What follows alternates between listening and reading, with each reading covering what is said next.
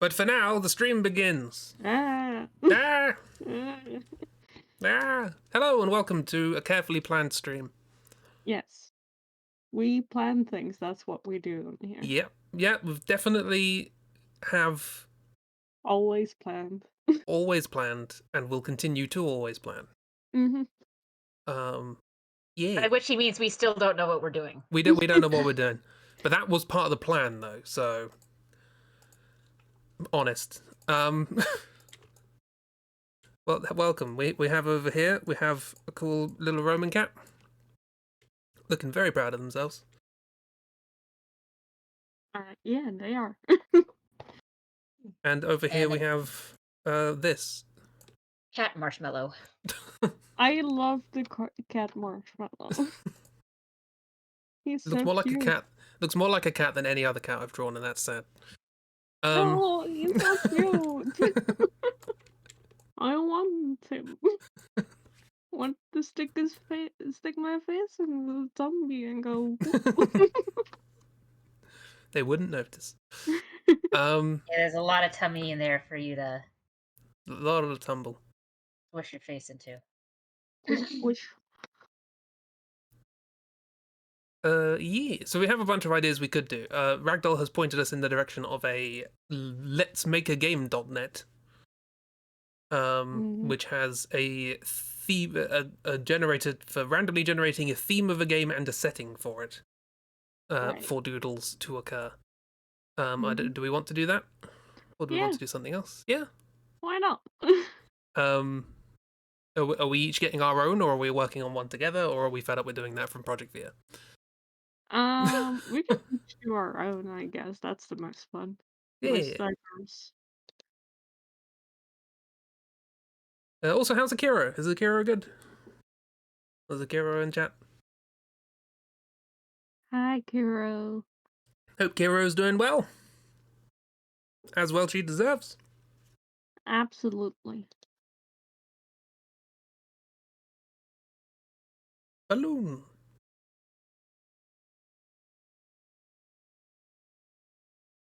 Yes, so there's this is the website. Let's make a game.net. And it has a bunch of little random thingy-maboobles, which can randomly generate a thing with different sets of things. Legal terms, thingamabobbles. Thingamaboobles. I also have, I think, somewhere in my bookmarks. Let me have a look. I mean, look, I'm coming from a computer science background where dongle is literally a technical term. Yes. And whoops. I've opened this in a different tab. Or in the same tab, I should say. Yes, so this is another one as well. This is from Sebastian Lague. I don't know. Bad with names. He does good YouTube videos. You should check them out. But he made a little thing that just randomly generates an idea for a game.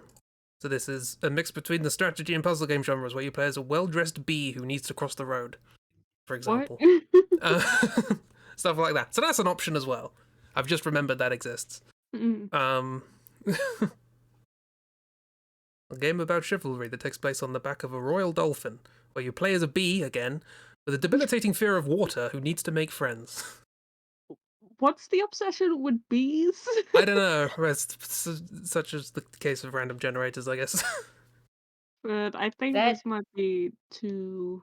Yeah. Actually sort of reminds... one of Barry Kramer's friends has been working on a tabletop game where it's sort of a similar thing where you're drawing cards that have to do, like, there's game style, game, like, theme, setting, stuff like that, and basically it's with the set of cards you have to pitch a game with all of those in it.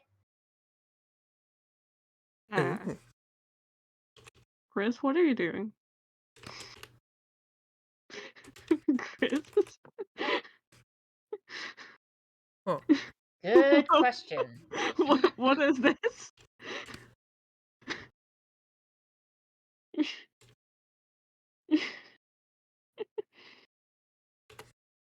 Oh, so that's a very big cat then. Oh. That's much better. This is Jib has smooshed into the belly of the thing. Yes, thank you. That is much better than what I thought was going on. Honestly, try and do something nice. You are, but also you started erasing at crotch level. I got very worried.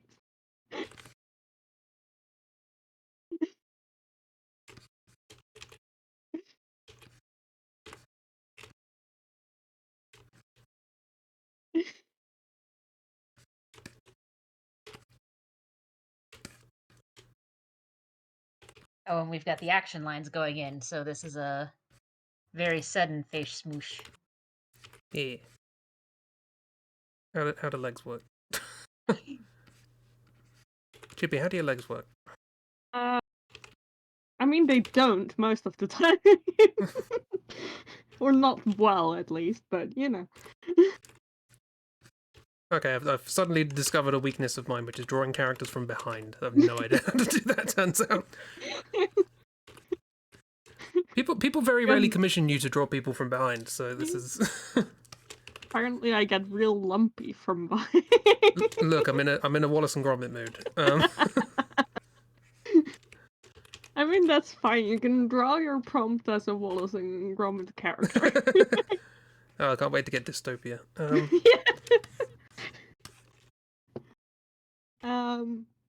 Shall I generate a theme and a setting for Yeah. someone?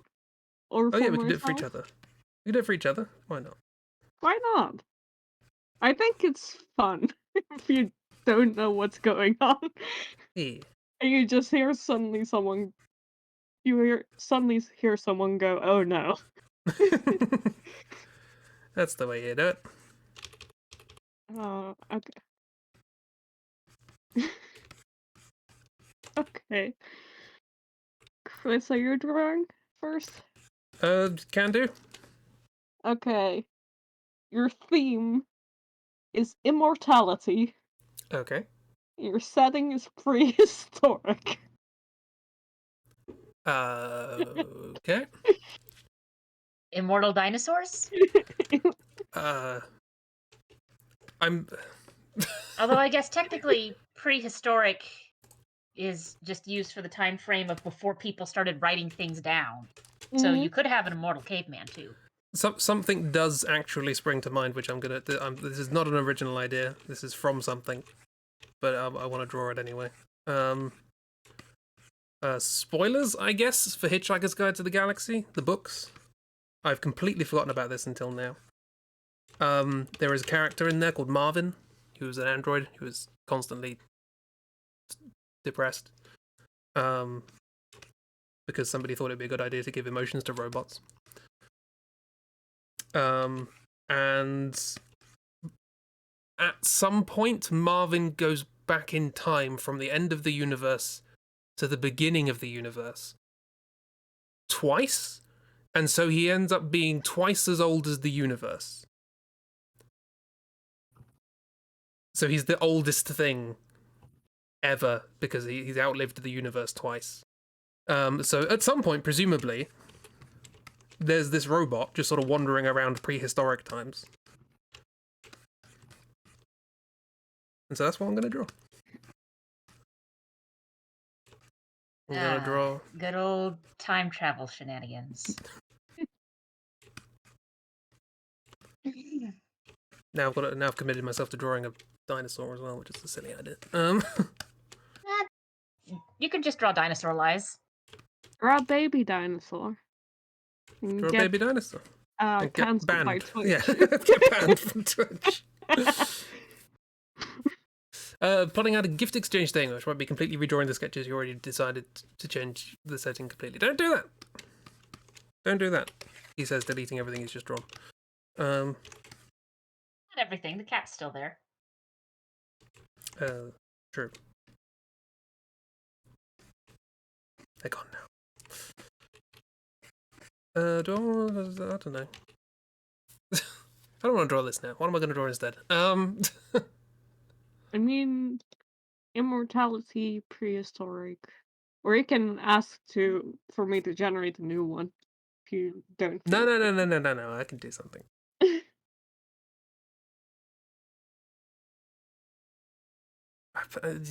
I don't know. I'm trying to think of something clever. That's the problem. I could just draw anything, but I'm trying to think of something clever, which is the stupid thing to do. My first thought, honestly, was like, okay, it's immortality, but also it's prehistoric, so it is immortal is just like very new to this. Like, oh, you're the first human, but also you're immortal. And also you're the only one. I'm also reminded there was a Tumblr post about with vampire lore, it's always like, oh, vampires seem to be really weak to specifically Catholic iconography. Well, and then it's like, okay, well, what one option? Yes, vampires are specifically weak to Catholic iconography for reasons. Who knows? Idea number 2: it's not specific Catholic iconography, but it has to be something you deeply believe in. So atheists have to get by with the power of friendship and this gun that I found. I believe Idea in the number power 3: of gun. it is religion stuff, but it's specifically the religion of that specific vampire. Oh. So if you're going to be a vampire hunter, you better get used to learning just really obscure facts about like prehistoric deer rituals. I like that.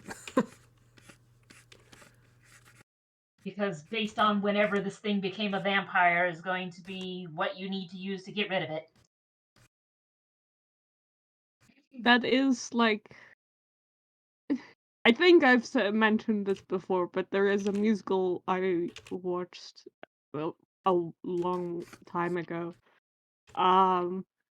which was very popular in mainland Europe, called The Dance of the Vampires, and that's literally a joke there, because a woman is trying to fend off a vampire with a Catholic cross, and the vampire goes, "That doesn't work on me, I'm Jewish."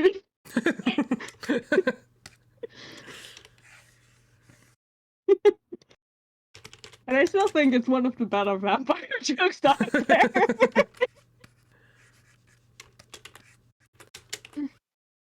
Oh yeah, Captain Jack from Doctor Who, yeah. Captain Jack's also immortal, kind of. In a very weird technical way. Yeah. So he can die, but he keeps coming back. But then eventually he does die, I guess. I'm not sure how that happens, just old age somehow. A very old age. Then again, I don't know how Captain Jack's people die. So, Doctor Who, you never ask questions like this. Anyway, so okay, here's my rough idea. Immortal person. They are immortal, but at a random point in time, they just keep getting sent back. So they never get past a certain point. They just randomly get ported back in the past. So I like the idea that like they were there in prehistory, they went through to like modern day, and then all of a sudden, boom, they're now back in prehistory. And they've fallen through the portal on the floor, and one of the cavemen goes, oh, "Hey, Ugg, how you doing? Where you been?" You're back. You look different. Yeah. So that's my idea here. I like that, but also considering like, if this is the first time this happened, it must have been weird as fuck. Yeah. Like, okay, you figured out you're immortal, and that you're either happy about it or that sucks.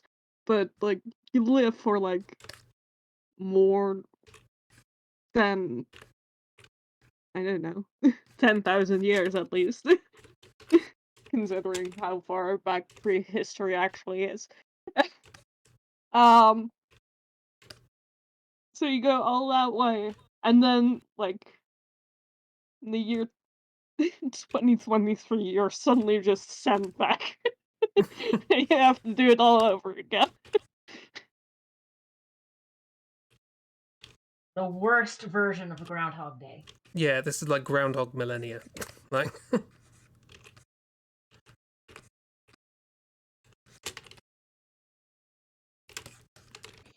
You're not just redoing Tuesday over and over and over again. You're redoing all of history.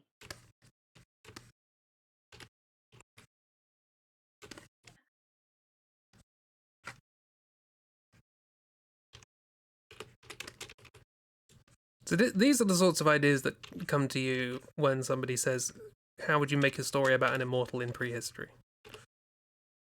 Because, like, by definition of prehistory, it's sort of difficult to track any indicator of the passing of time, other than, like, the extinction of certain species. So, you know, we tend to mark the passing of time by events, and this is prehistory, so...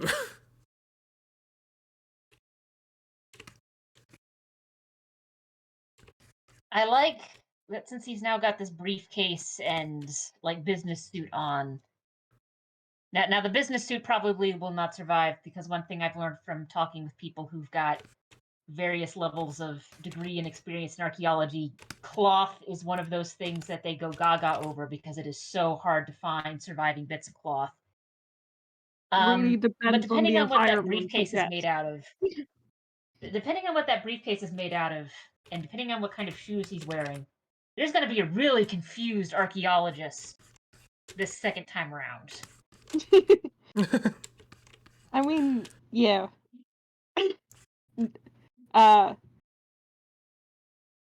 Historian with minor in archaeology piping in. Hello. Yes, cloth is very rare to be found, but there are instances where it was found. Mostly in very cold environments. There are like graves in like I think it's like around like Siberia and stuff, like eastern Russia, and those areas where they've dug up graves and they found like multiple pieces of clothing in a grave, like entire tapestries and all that kind Ooh. of things. Just so much. Because the ground is cold and in the cold it survives. Sorry, my throat is being very weird today. No, that's fine. My throat is weird every other day. So. Throats be like that.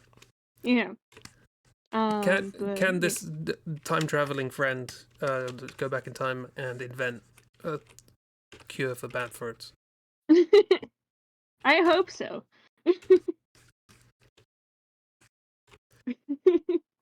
It's also it's very funny from the perspective of like his friends who just see him pop out all of a sudden, just freshly shaven and just like wearing these weird clothes.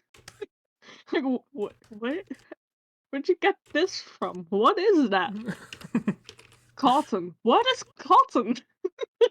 Okay, here's the question: does time traveler Immortal manage to like accelerate human development by constantly inventing things before they should do, or do they Absolutely not.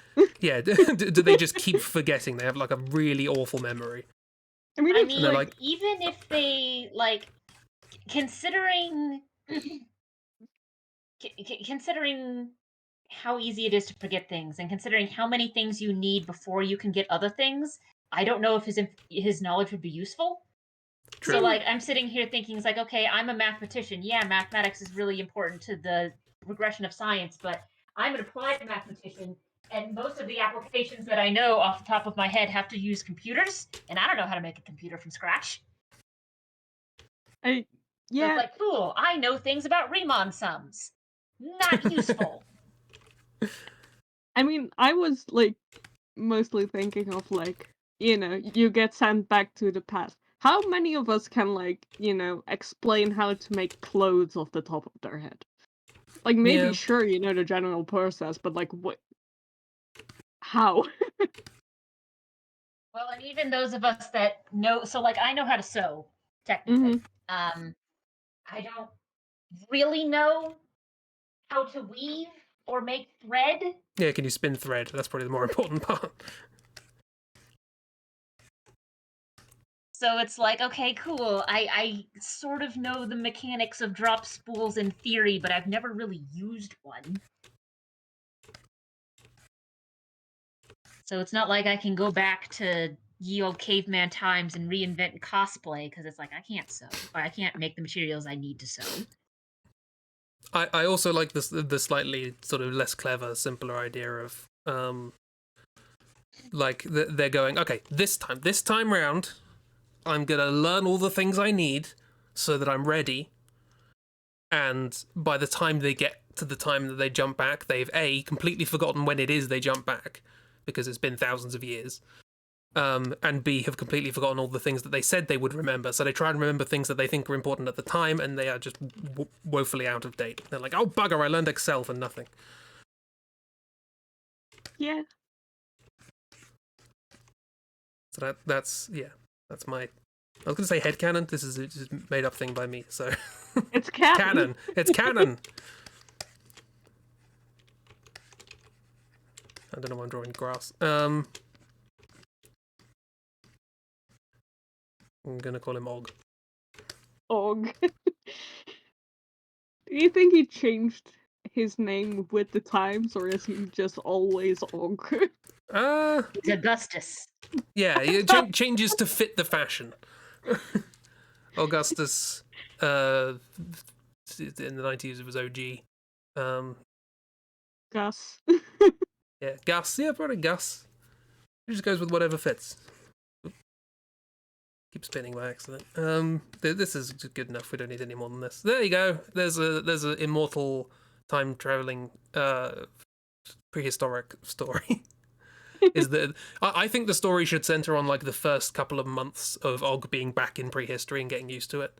I think that's the more interesting part of the story. I mean, I think it should like mostly be that, and then sometimes just random flashbacks to or doing something in like more modern times. Yeah, Just as like kind of like gags. Just like when did you learn this? And then just a flashback to when he was like working for the mafia or something. You know what? Never mind. I guess I've just always known. I learned how to tie this knot when I was in the fleet against the Spanish Armada. I learned it on a boat. Don't worry about it. What's a boat? Said don't worry about it. Anyway, the Adventures of Og. There we go. The Adventures of Og. Boom. Right, who's next? Well, I guess since Chi pulled a theme for you, they draw next, probably. Okay, Ragdoll, do you want to Yeah, sure. generate So one I for guess Chi I'm then? getting a thing. Mm-hmm. Go around in circles. All right. I forgot the thing with these streams is that we only actually have to individually draw for a very short amount of time. And then we get a break. Yes. So I got spy thriller antiquity. Oh. Oh. Oh. My God. Could you possibly imagine a combination of words that are less up Chibi's street or more up Chibi's street? Like Oh my God. And I mean, the fun thing is, I know a little bit about spy work in antiquity, partially because that's like early cryptography history. mm.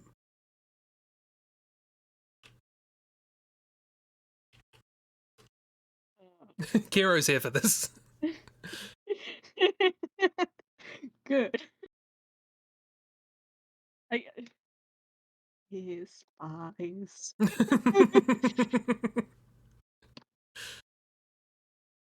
This was an amazing pull.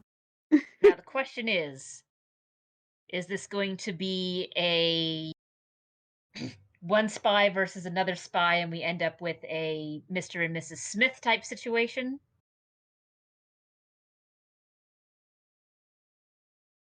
I don't know. or Mr. and Mr. Smith, or Mrs. and Mrs. Smith. Um, Of course, that's me assuming you know that movie. Do you know that I movie? don't know that movie. Okay. So, uh, Mr. and Mrs. Smith is a spy movie where basically the premise is there are two spies that are working for two competing organizations. And during a mission, basically each of them used the other as like a cover. Um, and basically for the majority of the movie, they don't know that the other one is a spy. So they're just kind of like, oh yes, my wonderful wife, who I have to hide the fact that I'm a spy from. And meanwhile, she's like, oh yes, my wonderful husband that I have to hide that I'm a spy from. Um, and then their respective spy organizations are like, yeah, you got to get rid of this particular person. They've been a thorn in my side. And then part of the movie is them fighting each other, and then they sort of kiss and make up, and then parts of the movie are them fighting off their respective organizations, and they kiss and make up, and it's like, oh yes, it turns out I do actually love you more now that everything is out in the open. Now we have something to bond over. Like all It's the funny people we because killed. at the start and end of the movie, there's these clips where it's like them with a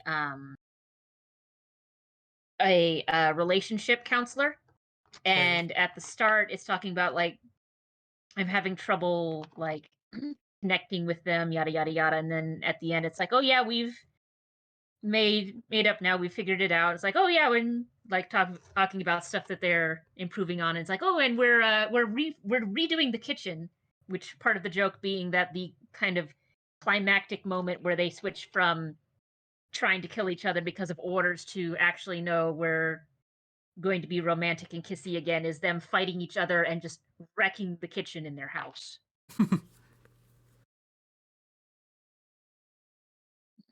I don't know what the situation is exactly, but I do know it's two female spies and they're gonna fall in love. I think that just seems obvious, but you know.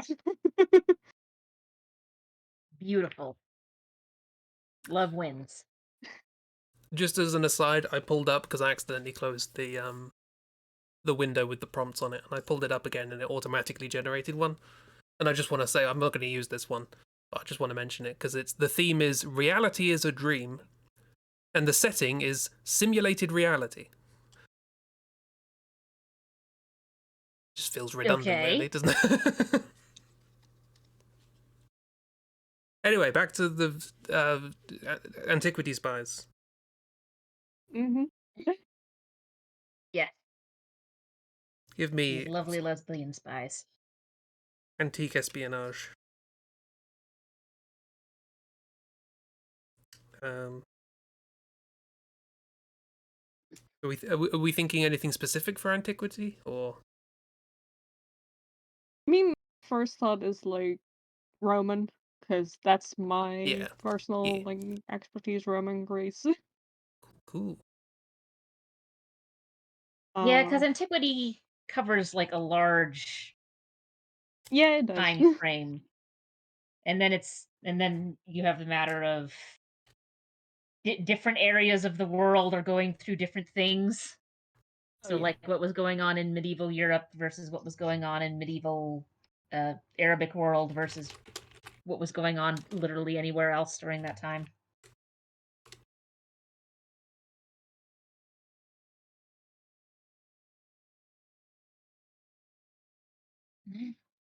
That's actually an interesting discussion that some of my more history oriented colleagues are having. We've got a couple of world history and culture classes that there's a sequence of three, and they're broken up. There's basically a time period. There's a time frame chunk between them. But someone pointed out that the dates that they picked are incredibly Eurocentric and don't make a whole lot of sense if you're talking about literally any other continent. So the thought process was, well, maybe we can retool these. And then the pandemic happened, so we were working on retooling significantly different things that were higher priority.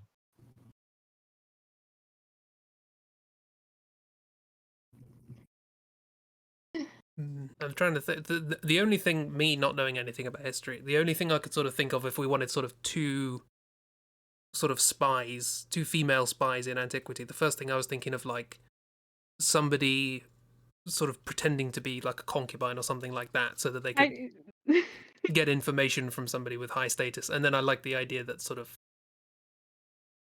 these two sort of concubines falling in love and then just ending up saying screw the lot of you and taking the whole system down. Again, it's a bit Mrs. and Mrs. Smith, but that was my first thought. Yeah. I mean, close enough to at least my first thought, because my brain immediately went to like, it immediately like started making connections between things I've learned and things I know about the period. Yeah. Um, so my first fun fact, women didn't wear togas except for when they were prostitutes. Because they were easy to get off because it's just a piece of fabric. Makes sense. Um, and my brain immediately combined that with, well, um, you know how historically women, like, you know how, like, there are those female pirates who, like, took off their clothes to fight easier? That's my first thought.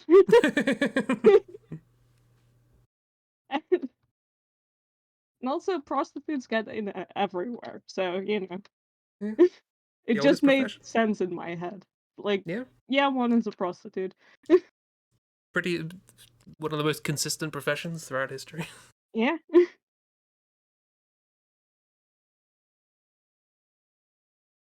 And then the other I don't know yet, but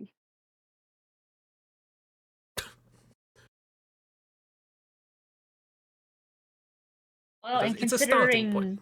considering the Roman Empire sort of spanned a pretty large area, both time and place wise. There's a lot of different places Yeah. these two ladies could be from. Good point. yeah, as absolutely. My brain lost words for a second there. It's just like, no, no more words. No more words, only cool spies. Well, I guess I was thinking of it as like two spies, but I guess one of them could be a spy spying on the other, but then they Yeah, fall no. in love. That's possible. I don't know. I mean, it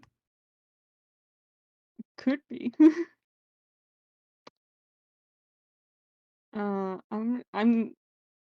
I'm also drunk, which doesn't help my brain.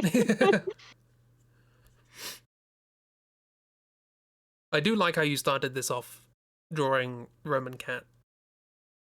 It was meant to be. It was a portent. Your brain already knew where it was going. Yeah, there's got to be a Exactly. cat in this story now. Mm-hmm.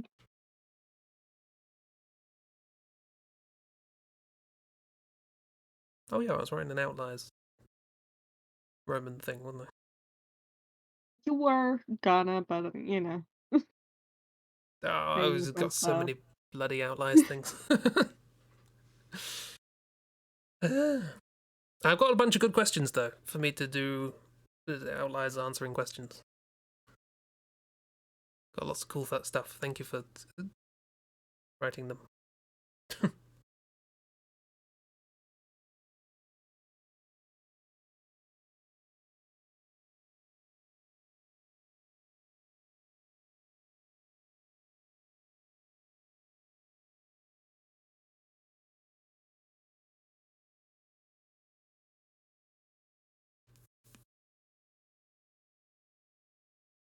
You thought of another question last night, now you can't remember it. That's always the way.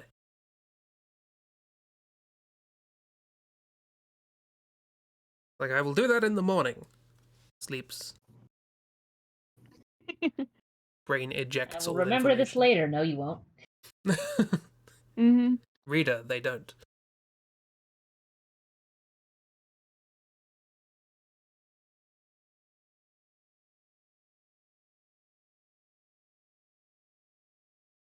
Exactly. Yeah.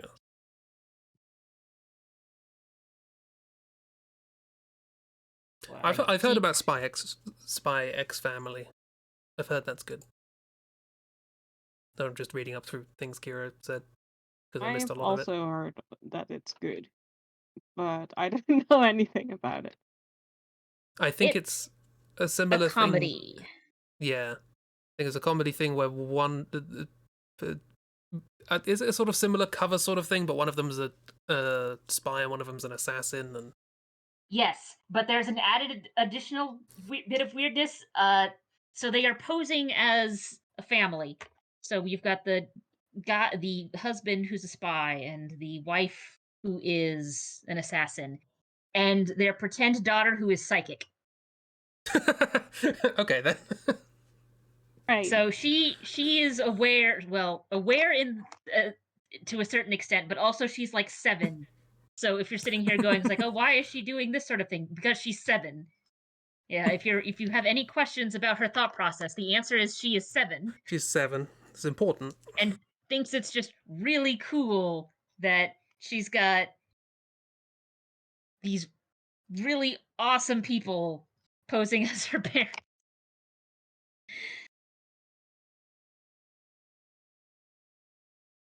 But yeah, and then like I said, it's a comedy, so there's some other things where it's just kind of like, why has Lloyd, which is the name of the dad, not noticed that his wife could do these, that, and the other? And the answer is, well, it's a comedy.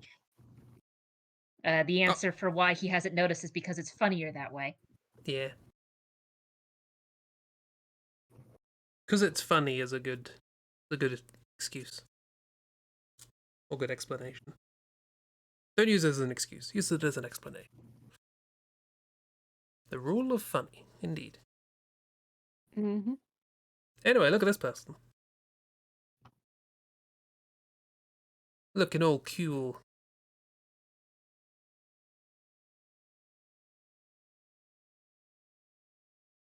Being either a spy or a pirate. Spirate?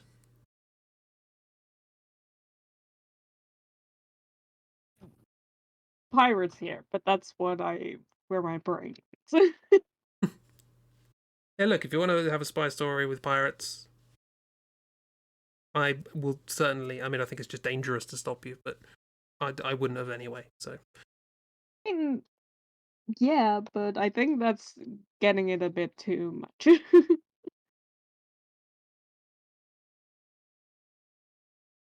Like it, but also maybe too much. No such thing. She's apparently I mean, now also we just need very. to throw some.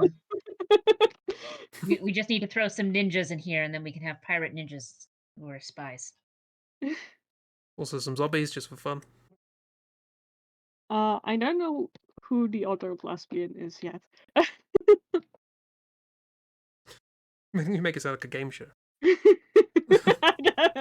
Don't know yet, but we'll spin the wheel of Lesbos. Spin the wheel of Lesbos. I mean, that Lesbos would also be in the Roman Empire after a certain point. I mean, yeah, they Is knew about Lesbos.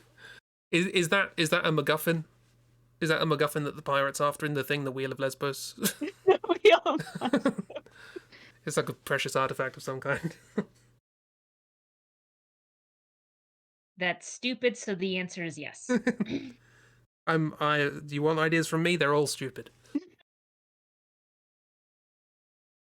It's how I operate. I mean, considering one of your number one rules for putting things into things is, does it make you laugh? Does it make me laugh? It's a very important rule. Doesn't happen as often as you think. I think one of them should be very stupid. Good. Love me some stupid characters. Or at the very least comes off as very stupid. So in Dragon Age, the third-ish one, Inquisition, there is a character in it who is a spy for a foreign country. And and basically the fun thing is he introduces himself to the main characters like, "Oh yeah, I am a spy for." And Clearly you the would brightest. think that would make him a very bad spy, but it turns out he's just really good at getting people talking Oh. Like and the trusting premise him. of And Candlestick also, for it's Monk. kind of one of those things of like, okay, yeah, sure, I guess you're a spy, whatever. You're some mercenary. Who cares? I like the idea that it's a bluff. Of like, yeah, I'm a spy. You're not a spy. No actual spy would call themselves a spy. And that's the cover. My cover for being a spy is that I tell everyone I'm a spy. It's like wearing a mask of your own face. The one person they wouldn't think is under it is you. Hey, if it works, you know? Yeah, if it works. But that's what my thing with stupid characters. I like stupid characters, but I like them to be stupid in specific instances. Like I remember the first time I thought about this was there was a sitcom in Britain which just is thoroughly unremarkable called Bull. Don't recommend it unless you just want something on in the background. But there was a character in it, and their entire being was they are stupid. Everything that they did, everything they said, it was just I am stupid. They had nothing else going for them at all. And it just sort of stuck out to me as like there are so many stupid characters in sitcoms that I really like. Why is this one egregious? And it's the fact that they had nothing else. They weren't, good at a specific thing, or they didn't have like a particular enthusiasm for something, or whatever. They were just stupid. So I do like my stupid characters to have like, oh well, no, bloody hell! I've just realised I've forgotten to post a picture that I made today. How dare you? There's a thing I was writing a while ago called White Coats. And one of to make the characters for that, this was going on in the back of my mind of like, stupid characters not being 100% stupid. I wanted every character in it to be really smart, quote unquote, in a particular area or in a particular scenario, a particular circumstance, a particular subject, whatever, and really stupid in another. Just to sort of demonstrate that there is no such thing as universally stupid or universally smart. It is entirely circumstantial. And so yeah, that was my sort of particular focus for making those characters. This person, if you give them some sort of practical task, they will do it without thinking or looking up instruction. But you give them anything theoretical, and their mind explodes. And then you have this other person who's the complete opposite, who loves theory and knowledge and trivia and facts. And if you put a screwdriver in their hand, it will somehow catch fire. Yeah, that is good. It's nice to have that balance, Can I open this without? Yes, it is. Oh, I can midstream post art, which feels bad given that Chibi is currently making art. But Arguably, only arguably, I'm making art.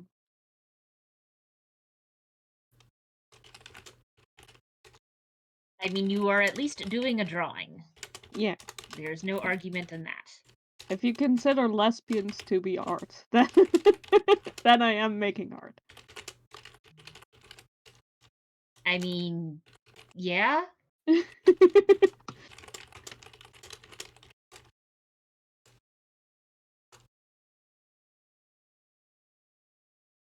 Oh, and I forgot to mention, the other fun thing with the yeah, I'm a spy for this foreign nation guy,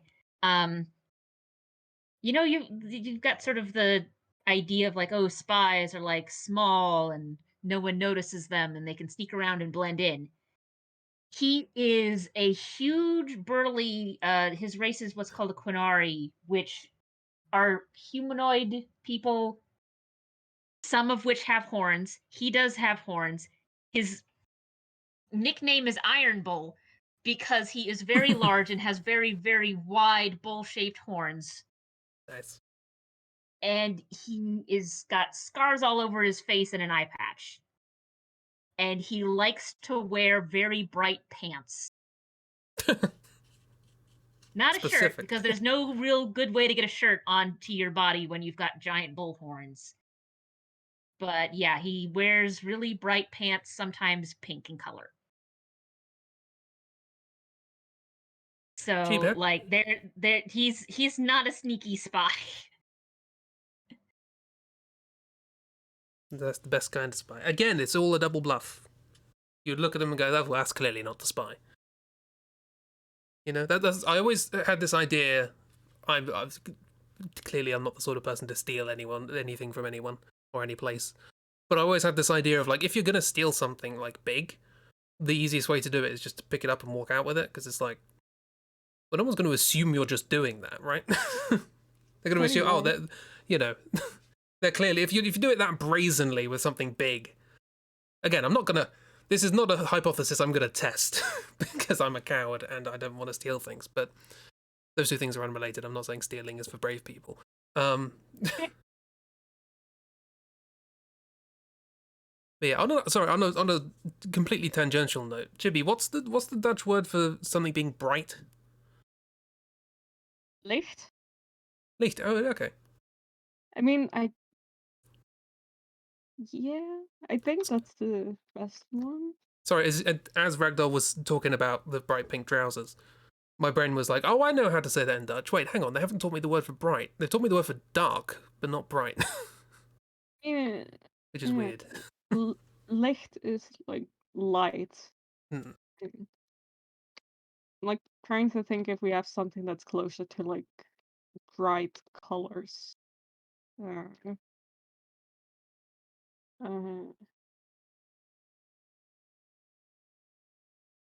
no, I don't think so.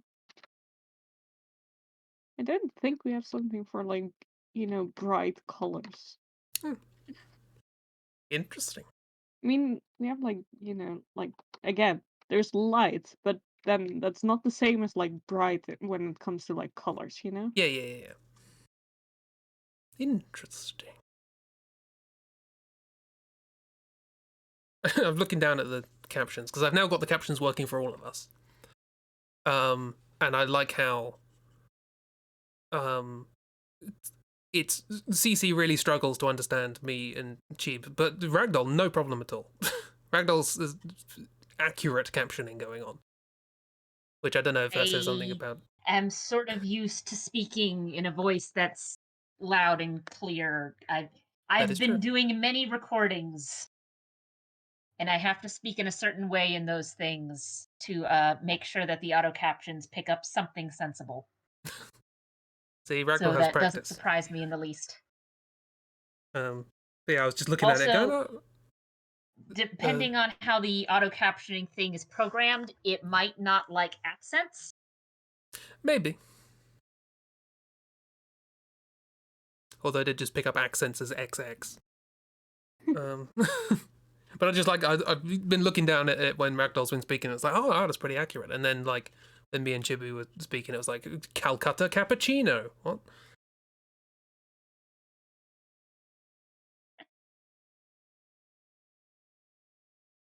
I don't know. I mumble fiercely anyway, so I used to speak clearly when I'm in, when I used to be a teaching assistant or lecturer at university or whatever. I used to enunciate clearly, project the voice so that people can hear it. Then I don't put on the thespian accent, but at the very least, attempt to pronounce words correctly and clearly. But I just stream now, so I could do whatever. And assume you know what the pronunciation is. There's been many a time where I've had to sit there and tell my students, right, I've only seen this written down. I've never heard someone pronounce it who actually knew what they were doing. Yes, Lagrange's theorem. Sorry, theorem.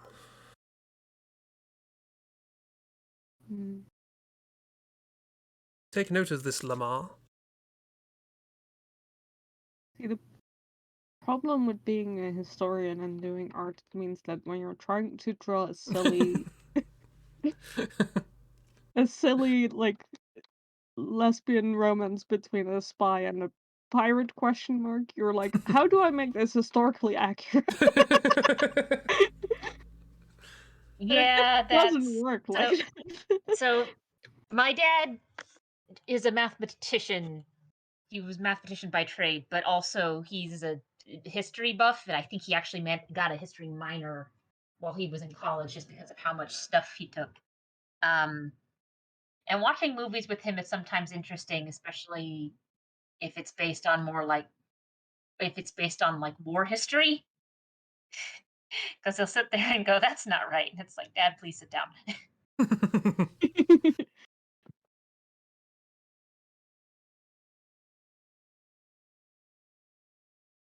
Yeah, it's very weird to just go like, I don't know why this thing that's I just made up and isn't like accurate at all cannot be historically accurate. Did you see my caveman? Yes, but you're not a historian as far as I know. True. There's a miss. Hello, miss. Welcome to. I tried to come up with a way of describing this succinctly, and I just got antique lesbians. That's not quite. I mean, I guess.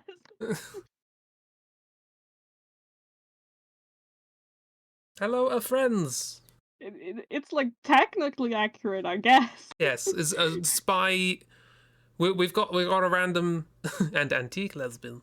We've got a random thing that generates sort of setting and story ideas, and the theme was spies, and the setting was antiquity.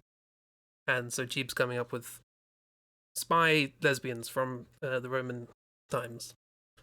Yeah. One of them turned into a pirate. One of them is a spy prostitute, and the other one is a pirate who is really trying to get her to come along with her. So far, it's not been working out. But they're gonna keep trying, gosh darn it. You're gonna keep. Listen, it's gonna happen. um, but it is because they wear pants, and that's a barbarian thing. You cannot do that. Prostitute not wearing a toga? What? The prostitute's wearing a toga, and the pirate is wearing. Oh, that's the pirate. Oh, I got it the other way around.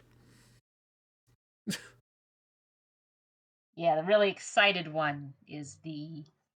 So it seems like clearly the spy is the one that's probably like Roman, and then Yeah. the pirate is the one who just lives in the Roman Empire, because there was a difference. You could live in the Roman Empire and not be a Roman citizen. Yeah. Is part of the reason why people why it sort of fell apart.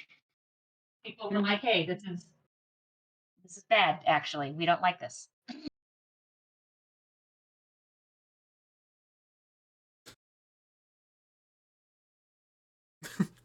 Miss loves your new hyperfixation.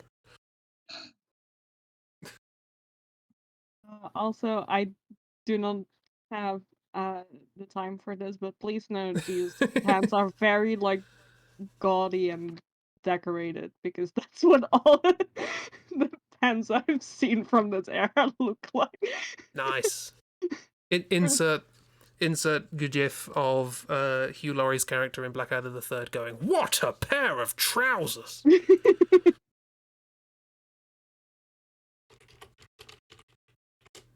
Like there are some pictures of like I think it's specifically like the Persians or something from like ancient Greece or like ancient Greek or like Roman things, and they wear pants and they're the gaudiest thing you can imagine.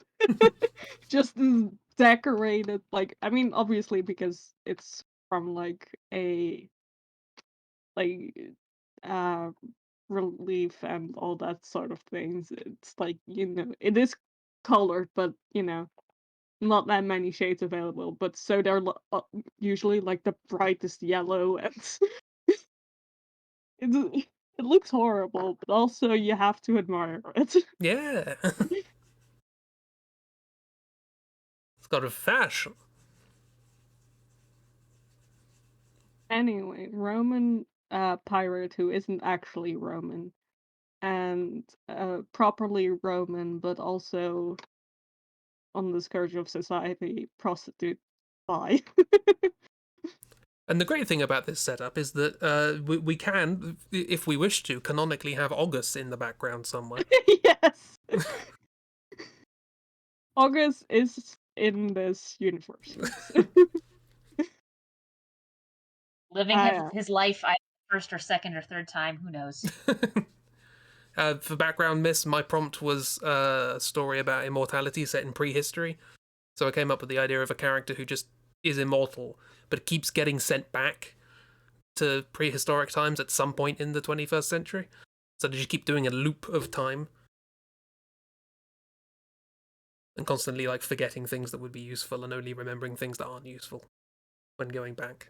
So they're going to be in the Roman era at some point, somewhere. Yeah. Maybe multiple copies. At least one copy is the first mate of this pirate. Hey. He's trying to get them together, okay? They cannot do it on their own. Hey, go August. Go on. Or I guess this was where you pick up the name Augustus. Anyway, that's my pitch for. I'm on board. I will provide £10 million for the film production. I mean, the Assassin's Creed games keep getting set with like spy-ish type things in all sorts of different areas. So why not? Why not?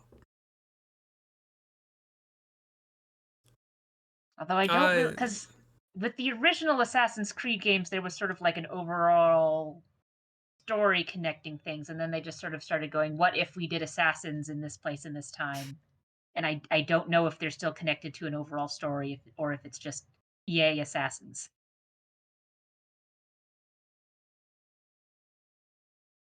Yeah. I mean, currently, right now, with the Assassin's Creed franchise, it's like, are we still assassins? Are we assassins or are we just people who kill? Well, because with the original 3 or 4, the premise was that a modern character was seeing through the eyes of some various past ancestors of his, trying to collect some information, because it turns out aliens are involved. What? Yes, there's some sort of alien thing going on in the Assassin's Creed universe. I don't know all the details, partially because part of the thing with the games is they're trying to figure out what the hell is going on. But I think that character, the modern day character, died in one of the games, but then they just kept making more Assassin's Creed games, so I don't know if that's still a connecting thread or not. Yeah. Oh, okay. Sorry, I just looked up. Mismentioned something called Skeels Green. So I thought I'd look it up. Apparently it's a pigment that they used to color things green. That is also highly poisonous. Despite his evidence of its high toxicity, Skeels Green was also used as a food dye for sweets such as green blancmange. Thank you, miss. You have now added to my list of things that green colors that will kill you. There's now like 5 different things on that list. We just keep making green colors that are very bad.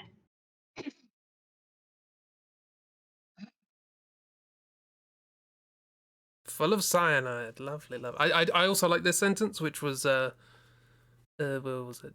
Yes, by the dawn of the 20th century, Skills Green had completely fallen out of use as a pigment, but was still in use as an insecticide. I think that tells you what you need to know. So I interjecting here. I found a statue that was like recolored based on like scans they did. Yeah. This is what I was talking about when I it came love to gaudy pants. I love recolored. Yeah. Recolored statues. And also look at them. I just love that so much. Oh, whoops. I mean, to be That's fair, fashion. the colors that they know are probably just like the base colors. Because if you've ever, I mean, you've painted Chibi, you know you lay down a base color and I then you mean, put stuff on top of it. But yeah, also, obviously, but still.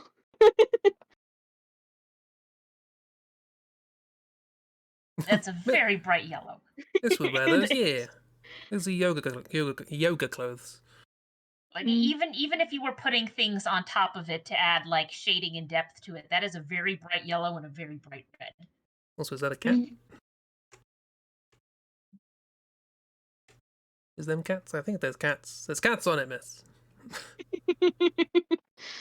Important revelation. Cats. Important. No, there Good are cats times. on it. Cats. Ah.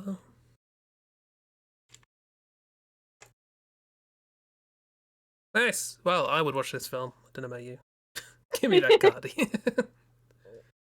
I will learn to knit, and I will knit you that.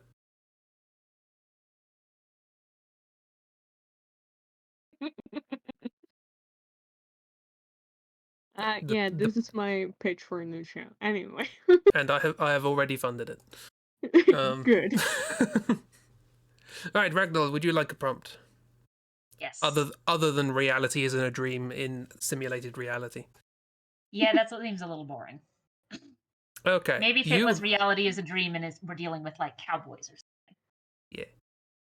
Yeah. Right. You have. Oh, that's. We're not doing a superhero tragedy. That's basically every film that's come out in the last 10 years. Okay. You have. This has potential. You have a search for identity in science fiction. Mm. I mean, isn't that pretty much just every sci-fi Basically, yeah. story with an android character in it? Yeah, pretty much. Well, other than Marvin. Marvin wishes that he didn't have identity. But to a certain extent, not wanting an identity is also a search for identity. He's searching to remove the identity. Negative identity is an identity itself. The inverse is The contained empty in the set is a set. See, we went different ways there. You went set theory, I went group theory. Maths! Anyway. Alright, Robot. I can give you a more interesting one if you think this is a bit tame. Yeah, hit the button again. See, just once. See what we do. Yes, good, the other fantastic. one is also just sort of weird. No, the other one is conspiracy space opera. There you go. That's more interesting. Conspiracy space opera. Conspiracy space opera. Go.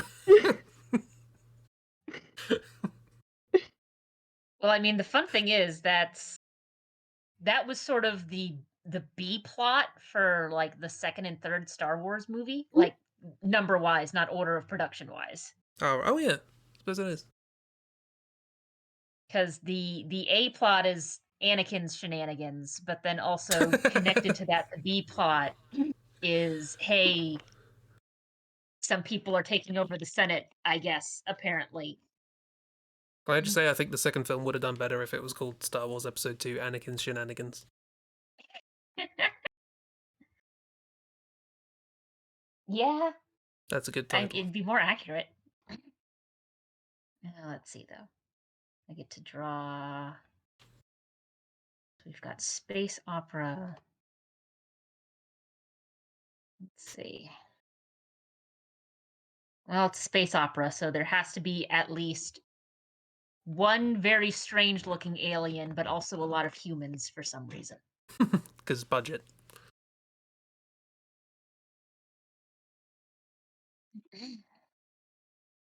Let's see. Let's draw.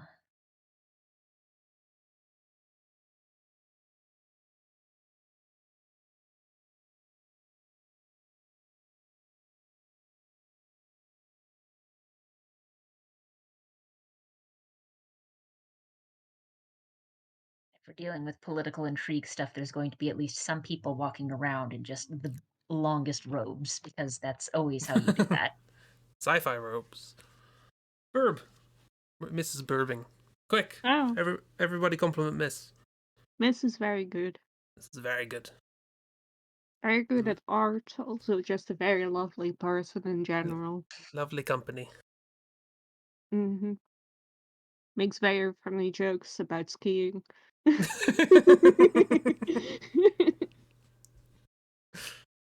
I mean, just in general, but also about skiing in particular.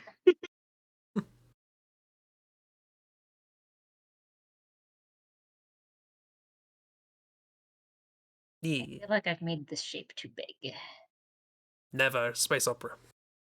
Ace. Well, it's just that if this is supposed to be like the trunk, as it were, of the thing, if I want to add a head onto it, it's either going to be a very small head, or it's going to be just entirely off the page. And there's a problem with this. Oh, true. Sci-fi. That's sci-fi, baby. It's a space opera. It doesn't have to be sci-fi.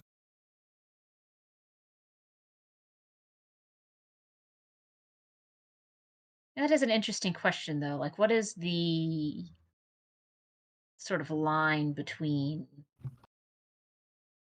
what's considered space Yeah. opera and what's considered sci-fi? Yeah.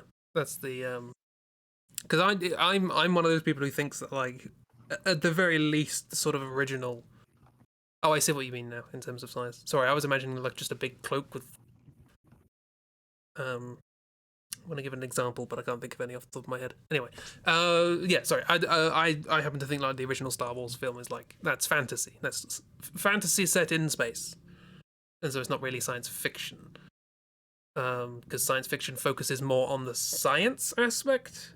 It's still fiction. It's fiction, but there's this sort of at least an attempt to explain things in a scientific manner, nonsense or otherwise. And Star Wars is just like, it's the Force.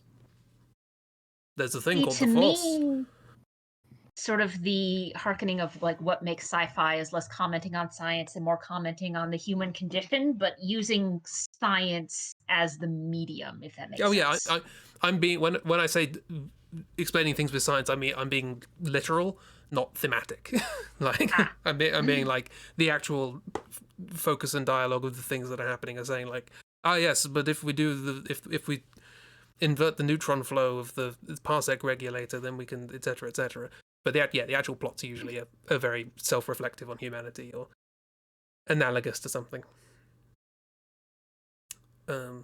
Sci-fi very good at allegory.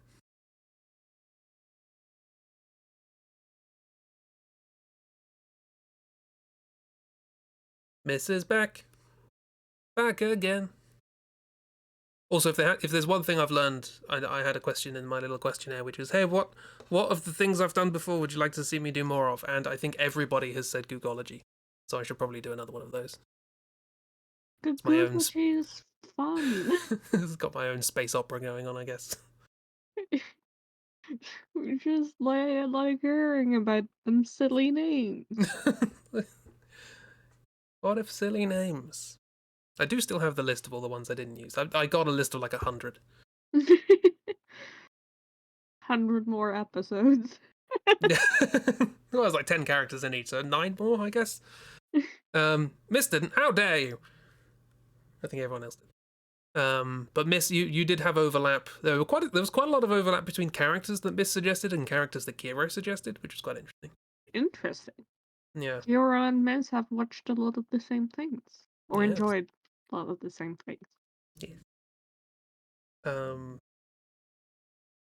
but I also like how Kiro numbered the character, because I, as a throwaway joke, put at the beginning of the questionnaire, you can give between 0 and 99 answers, but if you go over 99, just as basically the point of that sentence was to say you can give 0 answers. That was in my head. That's what that meant. You don't have to answer everything. Mhm. Chibi and Kiro took that as an instruction to actually give 99 answers and limit themselves to 99 answers. You said it. You gave a limit of 99 and we stuck to it. I didn't number mine. You just have to trust me. Yeah. Also because it's like I thought about like doing it like one per time, but then like after 5 I got tired of like this character from the same franchise as the last 4 characters. Yeah. So it was just like I'm gonna list them per franchise and you'll figure it out. Kiro was very consistent in saying this character from this thing, and then occasionally a parentheses afterwards, pointing out that, the character in 69th place was called Nice or something. Yeah. Also, there were quite a lot of pairs in there of characters that were inseparable, as it were. So technically, Kiro went over 99. But Yeah, I fully but understand. sometimes 2 characters are just 1 character. Yeah. Because apart from each other, they have like nothing going on. Yeah. What would Rosencrantz do on their own? I mean, that's part of the joke in the Rosencrantz and Guildenstern are dead play/movie. Is it's like, do either of these characters exist Yeah. separately? Which one is which? Mhm. Because Yeah. if I remember correctly, it's never really specified. If you say them in the same breath, then they're 1 character. Yeah. There's Rosencrantz and Guildenstern. There's Statler and Waldorf. Mhm. Who else? Wallace and Gromit. Oh yeah, Flora and Fauna. Yeah, Bioshock Infinite. Although they are technically the same person, kind of. So that one does make sense. Yeah, Wallace and Gromit. I mean, to be fair to Gromit could probably get by just fine. Probably. I think somewhat By himself. aimlessly.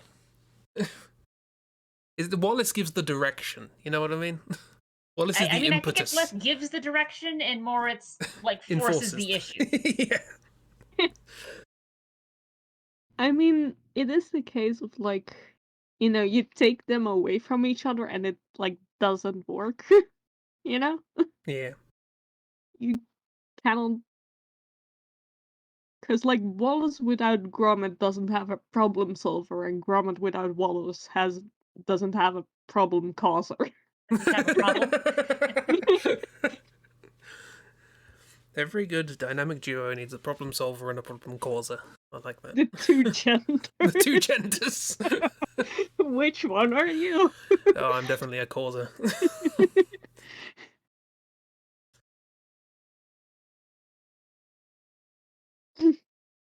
I like this friend. Yeah. I've decided that the big tentacly person needs a very small assistant. Yeah. You are correct.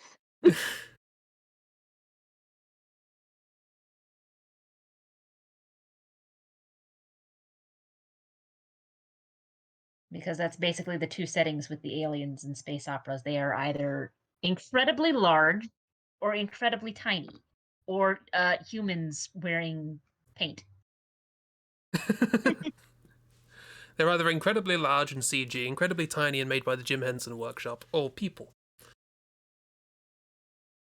who have recently been to the makeup and or prosthetic department. I mean, some of the big ones are also designed by the Jim Henson Company, also is considered. True. Jim Henson Company has a wide range.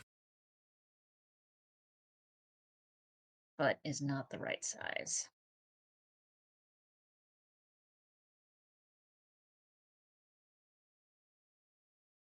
Should have added another character early on in the list. They're in a duo, but you were going to try and do single characters. Feel free to add them again. It's fine. Again, if you've done the questionnaire thing, giving me ideas, and you want to do more, you can do it again. Give me more. Give me all the ideas. I'm stealing your ideas for content. Gonna move these guys over so that I can draw just a regular ass human. Oh, I planned. Kira's threatening me in the chat.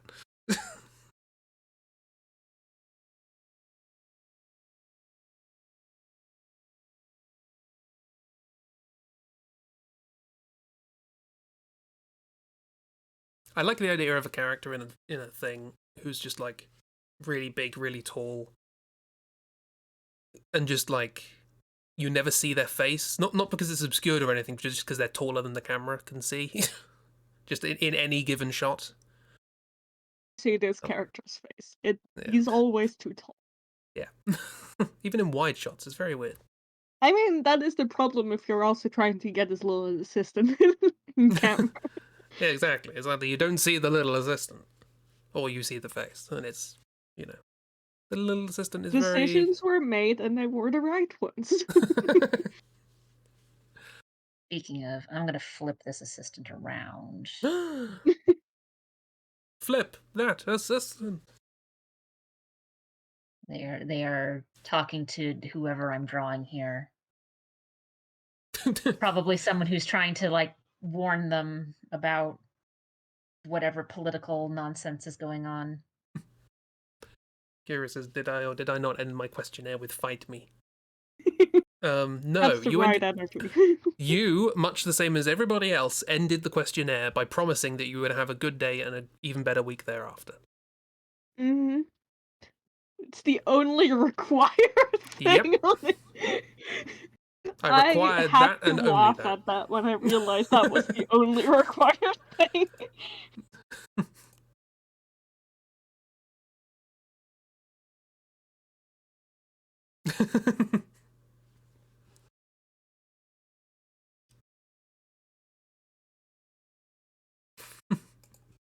I also know what you said. I have all of the info. Aha. Also, I am just thinking, like, I don't know. Whenever I think about Googology, I'm thinking like, okay, let's make a new Googology thing and get all the Googology names and then make more Googology characters. And I'm like, I could just do something with the characters I have. I didn't really think about that. I could make a stupid story with the characters I've got.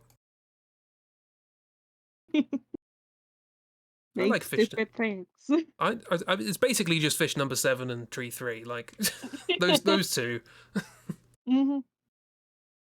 Again, problem causer in tree 3. Problem solver in fish number 7. Well, now just, take some Wallace and Gromit plots. And make a Googology equivalent of it. Have I made sci-fi Wallace and Gromit? You might have.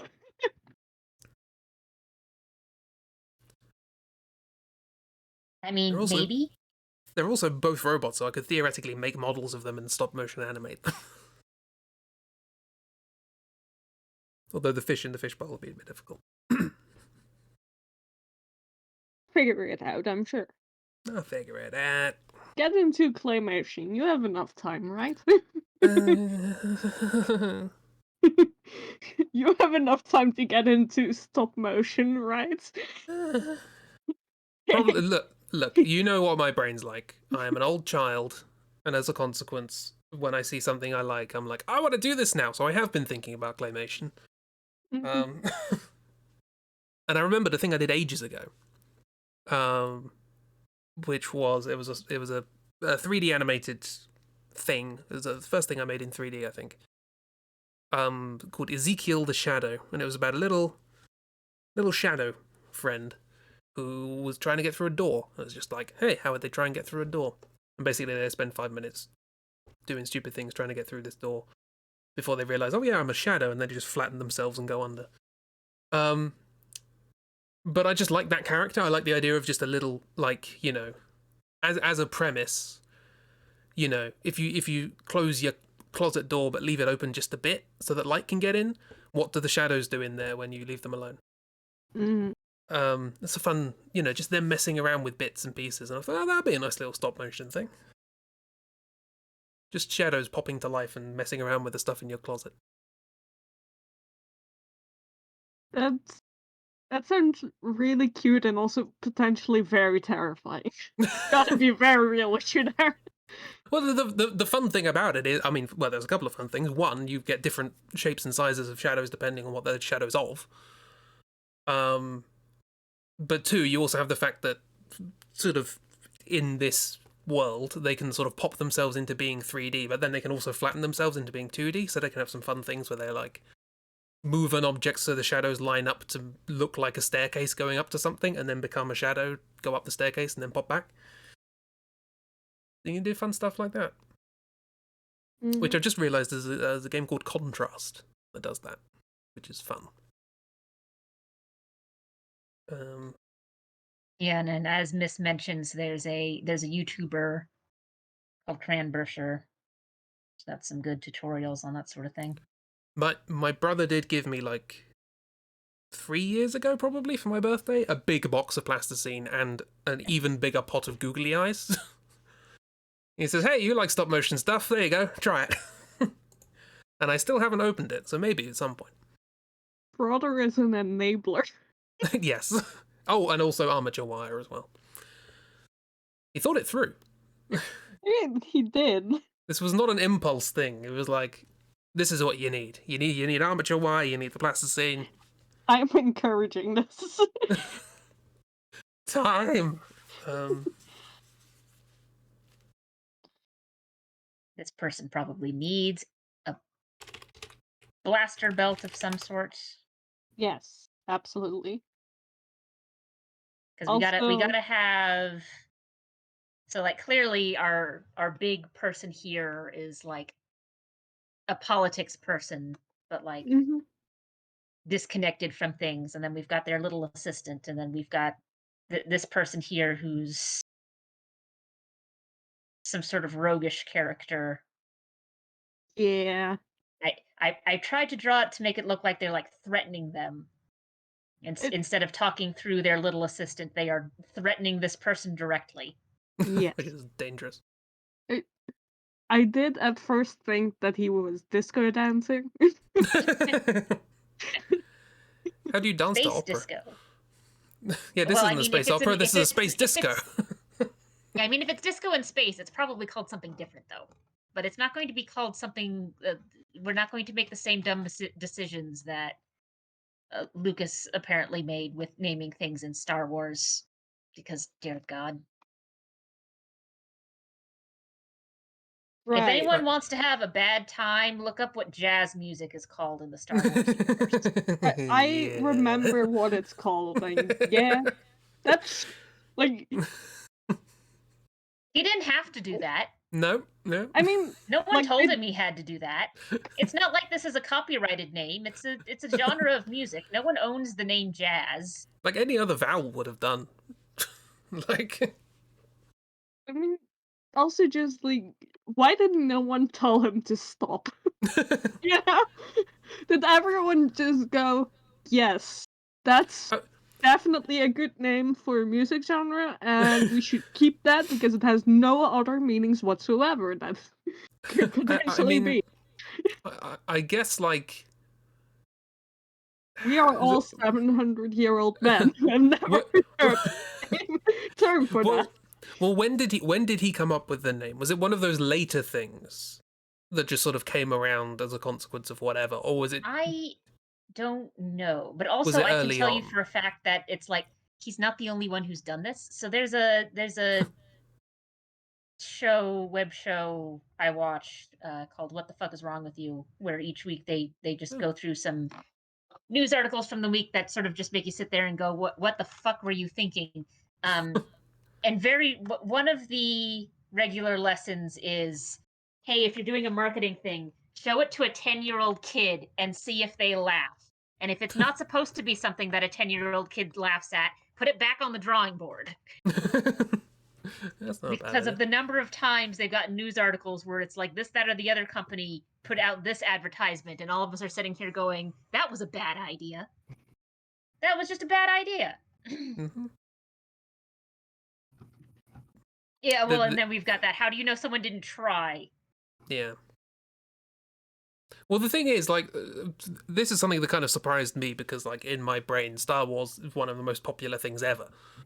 But prior to making Star Wars, George Lucas was known as an experimental filmmaker. He was niche. Like, he made weird stuff. Mhm. So it might just be one of those things where he was making Star Wars and he had a big budget for it. Well, big, fairly big. And so it clearly wasn't like a tiny, tiny little student thing that he was doing. But at the same time, it might have just been one of those things where nobody was paying attention to the fact that he called it that. Because it was just, oh, it's George Lucas, he's doing stuff. He's weird. He makes weird things. And then it's only later that it's like, oh yeah, this massive thing. Why is it called that?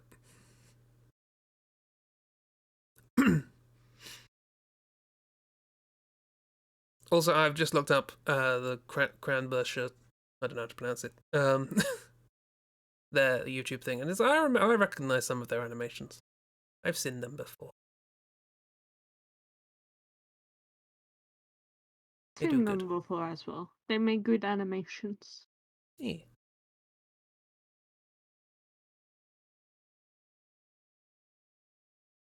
And apparently, their last video they uploaded was the finale of their guide to stop motion. So it's all there. It's all there. It's all there. All there. Now you too can start. Oh, You can fit this project in, right? I can't fit in the projects that I have. This is like all the clowns are trying to get into their clown car, but they've got the wrong car. They're just fitting in a normal car. And they're just bursting at the seams, and another clown comes along and goes, well, we can usually get 20 people in. It's the wrong car.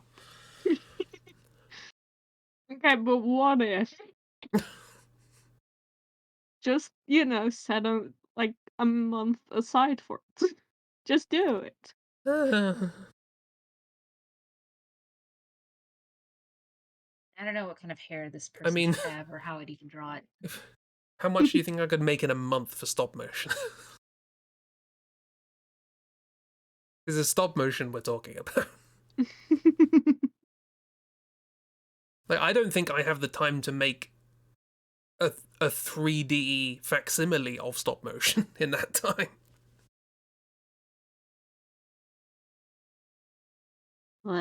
It's fine. You know, this is why people like Barnaby Dixon have went like, oh, I love stop motion, but it takes bloody ages. How can we do it faster? I know, I will be the stop motion.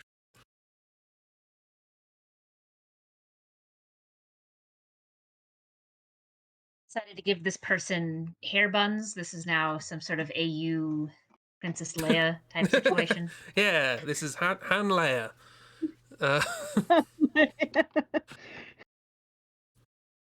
Decided that working as a politician to threaten politicians wasn't working well enough, so just working as a rogue and also threatening politicians as a politician.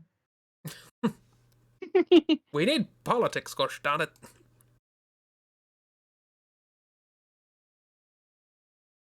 Sometimes you need politicians to fight politicians. Other times you need politicians to die. And that's okay. Yeah. Hey, if more politicians died in Star Wars, then we wouldn't have gotten into the mess we did. Yeah. I mean, to be fair, like one of the main major antagonists did die, I believe, and then in the last trilogy they were like, he's back somehow. Oh, lovely. Yeah, Palpatine. They just kind of like, oh yeah, he's dead. Oh, by the way, he's not.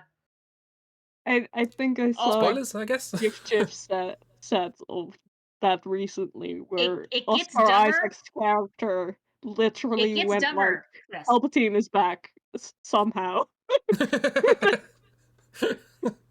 It gets dumber because apparently it's not like OG Palpatine, it's like a clone, but that Oh, good. doesn't get brought up in the movie. We only know that because of a tie-in thing they did in Fortnite. I mean, why is Fortnite canon to that Star Wars You're not making me want to watch things, you know. I mean, when it comes to the third movie of the more recent Star Wars trilogy, I would recommend not. There's only like a handful of scenes in it where I'd go, yeah, this is a scene I expected, and they're all stuff that was sort of things where it's like, yes, this is a thing that was established earlier and or is very obvious due to themes, like the whole thing with like Kylo Ren uh, doing the heel face turn and going, actually, now I'm going to become a good guy. That I could have told you was going to happen from the first movie because they literally set him up as I'm trying to be like Darth Vader. And guess what they did to Darth Vader? Redeemed him and then killed him. So it's like, yes, obviously they were going to redeem him and then kill him. He's literally trying to be Darth Vader. Yeah. Don't watch the new trilogy, watch Rogue One. It's great. I can do that. I'm fine to watch some standalone stuff. But when you're trying to make... The problem with Star Wars is that despite its sort of massive universe, almost all of the sort of unique things about it are the Force, the Jedi, the Sith, the Empire, etc. And something needed to come along to say, hey, we can do this as well, you know? And I've heard a lot of people like Rogue One, so I think that's probably a good place to start. People also like The Mandalorian as well. Yeah. Well, I mean, The Mandalorian is sort of embracing this isn't actually sci-fi. It's essentially a Western. Yeah. That's what you do, a space blank. Space Western, space fantasy, space sitcom. Oh no, they tried that with the Star Wars Christmas special. Let's not do that. Of all the things that I've seen of Star Wars, I have seen the Star Wars Christmas special. Sorry, holiday special. Let's be specific. It's Life Day. If you don't know what the Star Wars holiday special is, don't watch it. Whatever you do, it's not worth it. Rogue One's currently your favourite Star Wars film. Nice. Was either episode 5 or 6 when you were a kid, but now absolutely Rogue One. The six is the one with the little Ewoks, right? Yes. 6 is the end of the original trilogy. Yep, no. And that's the one with the little Ewoks. Yep, no. Which now I can't. It always makes me think of Neil Cicierega's remix of that to the music of Limp Bizkit. You just said some words. Yes, the Ewok song to the tune of the music of Limp Bizkit might not mean an awful lot to people who don't know any of the words in that sentence. No.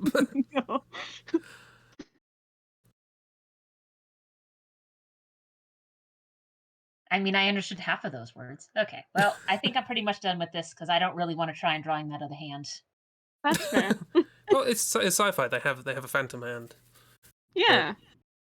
That or I guess I can just draw like there's a convenient like door here. Yeah, No, they're sci-fi. holding the door open with Oh, the the- Oh, one. that they just passed by. There we go. See, there's me. It's like, oh, they've got a phantom hand, maybe some sort of weird karma arm or something like that. No, they're holding a door open. You know? Oh yeah, They Occam's were- razor. Yeah. You're like leaving us start doing this. They're like, and another thing, but also they're holding the door open. and another thing is the caption to this picture.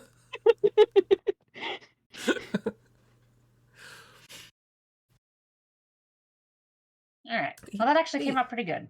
Yeah. Cool. In terms of normal ending times, we have 20 minutes. Do we want to do one of those ones where we all do one at the same time? Sure. Yeah. I haven't done this for a while. So who rolls it then? We all roll for each other. Everyone gets one. Or should we all work on the same thing, like a character? We all make a character in the one thing. Good question, actually. Hey, Kiro, should we all work on the same thing or all roll a different one for each other? Kiro, tiebreaker. Somehow make it work.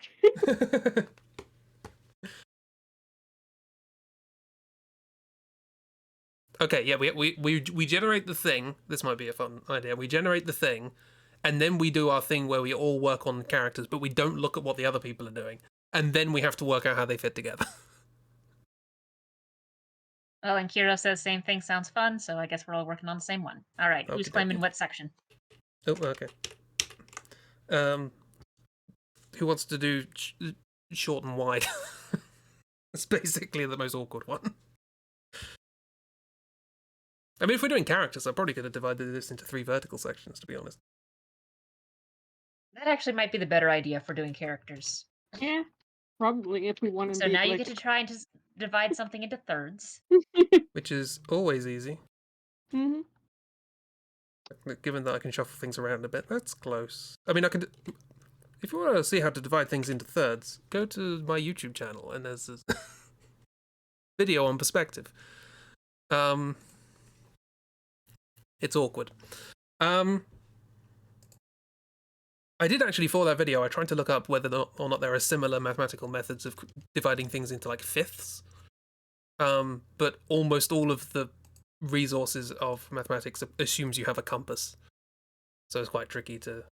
I could sit down and try and derive it myself with a sort of algebraic connection, but time. I don't have time for stop motion. I'm not going to have time for reinventing Galois theory. All right, who's claiming which section? I will go on the right, because it looks like the smallest. I'll go left, I guess. I guess I'll go center.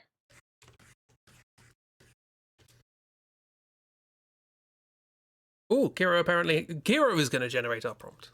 Ooh, exciting. It is apparently sci-fi. Give us the prompt, Kiro. Our independent arbiter. Yes. Give Chris a prompt first. No, we all have the same prompt. Oh, we all have the same prompt. Okay. We all, Yeah, we're all going to we all have the same draw prompt. something out of this prompt. And without looking at what each other are drawing, and then we work out the story after. Mm-hmm. Which is going to be slightly difficult, because now it's vertical, sort of automatically seeing quite a lot of the places next to us, but that's fine. Yeah, I'm like pushing it to the side so far, which is The gonna stream- be really awkward to draw. Yeah, the stream is now 70% blank. Just put a picture of Kiki there, real quick. Oh.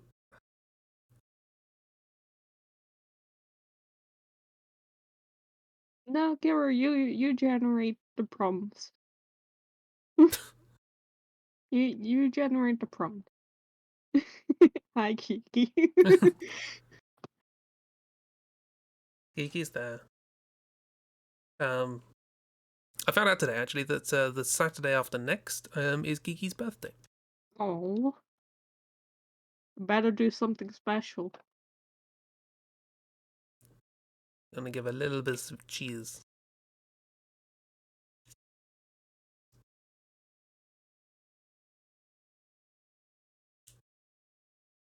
I mean, thinking about it, since it is a sci-fi prompt, having a bunch of wildly different looking characters is just sort of how a lot of sci-fi works. Yeah. Yeah. That was my ethos for Gookology. Like, don't worry about consistency. Just go.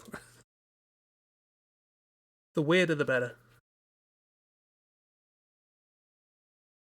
Apparently there's a bunch of other generators on this page. There's a game title generator. Fun. Like the Forgotten Makeout base. That's the one I got there. The forgotten what? Makeout. Makeout base? Alright, a couple of ones. We can choose theme, race to the finish, sci-fi. Ooh, like sci-fi wacky races. That would work quite well with what we got at the moment. Oh, do we have to draw cars then? No, just anything that was space. Urban Legend Mafia or Temptation Zombie? Urban Legend Mafia. Cryptid Mafia. Cryptid Mafia. I don't I know mean, that many cryptids though, so I'm gonna afraid we're gonna draw the same one. Well, I mean, urban legend to me is just sort of more or less the same as like urban fantasy, and urban fantasy mafia basically just means, oh god, it's the Sealy Court run. Actually, no, Unsealy Court run. Mm-hmm. So why not? I mean, also, I just want to say that I first read Race to the Finish wrong because I thought it said Finnish as in the nationality instead of, the more obvious one. No, our characters really want to get Finnish nationality. We're trying to get all the paperwork done in time. Temptation Pirate. That's very similar to what Race to Finland. Chibi ended up doing. Race to Finland. Science fiction race to Finland. Let's make a bunch of like alien immigrants for Finland. Okay.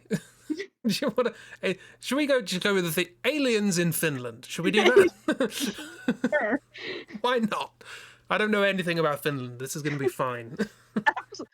Listen, it's fine. We just have to know that they're in Finland. We know they're in Finland, I mean, they are in Finland. We've said it, so now it's true. If you just make the drawing. character say, "Hey, I'm in Finland," that means they are definitely in Finland. Yeah, exactly.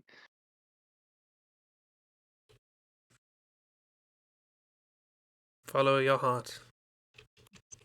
My heart says something really stupid. Let's bear that in mind.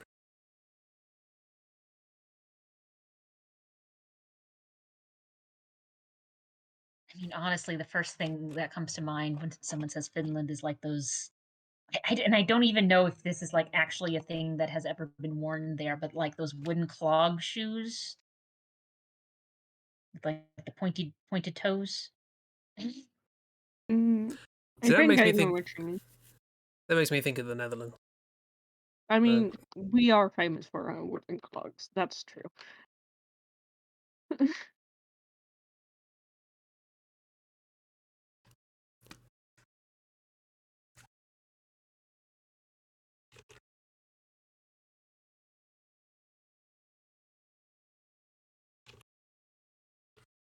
God, and am I just gonna draw an alien that's just looks like the worst tourist? I think I am. I'm just gonna draw an alien tourist. Tourist. I'm kind of ended up going down a kind of almost Toe Jam and Earl sort of look for this. Which is odd because I haven't thought about Toe Jam and Earl ever. There's Geeky! Geeky is here to fill up the side of the screen that is just blank while I'm not looking at the rest of the canvas. And doing a great job she is too.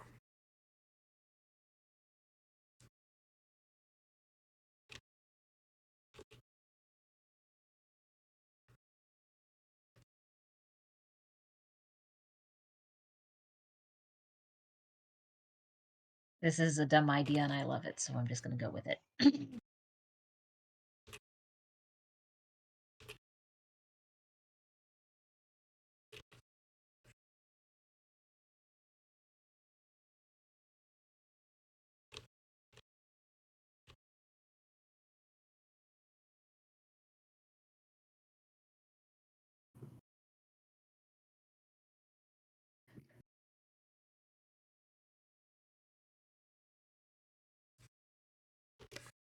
I don't know what I'm doing. That's okay. I don't think any of us do. Yeah. Welcome to my life. Like, for some reason, I looked over at the Kiki emote temporarily, and it just looked like her mouth was wide open. I don't know why. My brain filled that in wrong.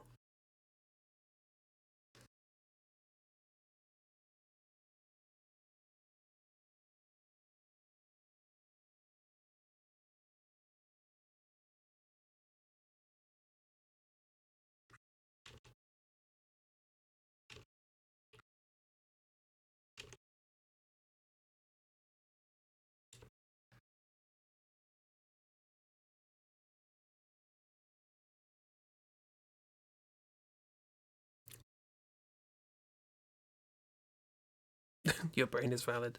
My brain is very much invalid. It is valid. Shut up.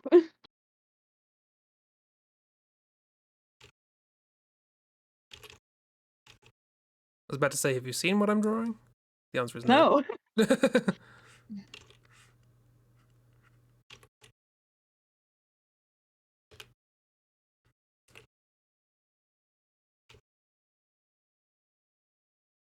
Also trying to draw without zooming in to avoid messing up the screen or stream. Haven't done this for a while.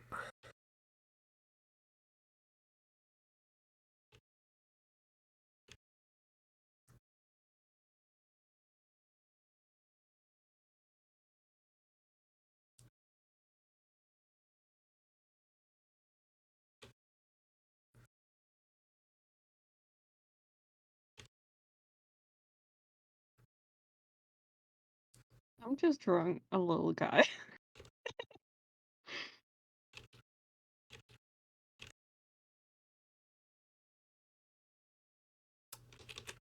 Circles!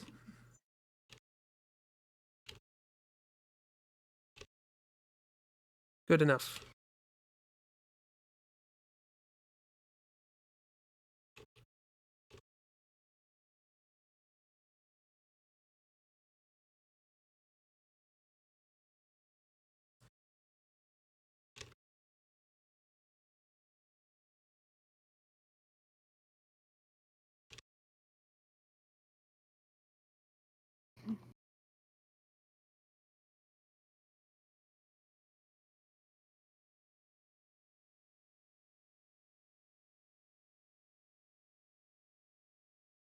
Just a little guy. I think I speak on behalf of everybody when I say that I love it when Chibi makes just a little guy. It's always good.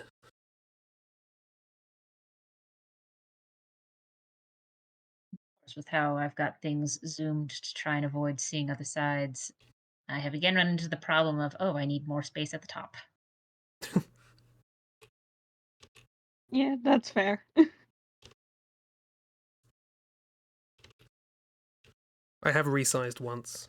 And actually, I've just realised that they're now too close to the top. But that's just for framing purposes.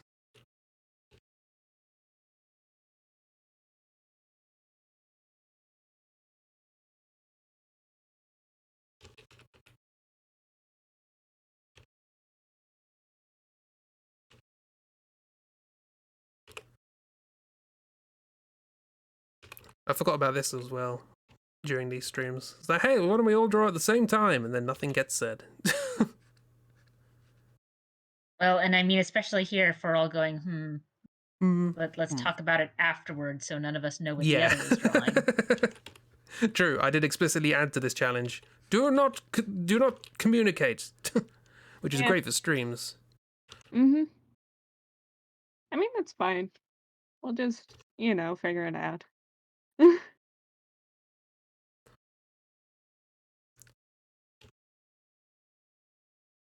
Drawing ASMR. There's no sound. I haven't even got music playing.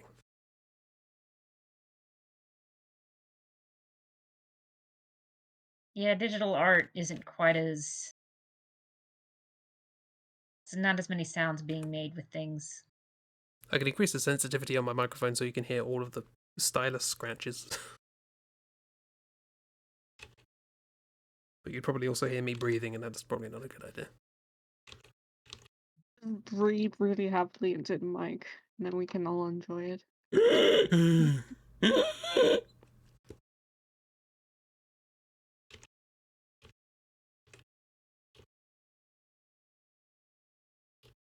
I already worry about that because when I'm like mixing, when I record instruments live, almost always if it's like a quiet instrument, I can hear myself breathing in just before I start playing. It's like, oh.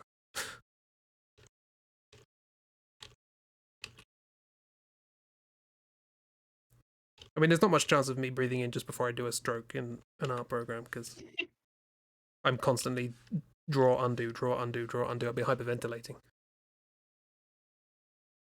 Key tappies? Well, that's something.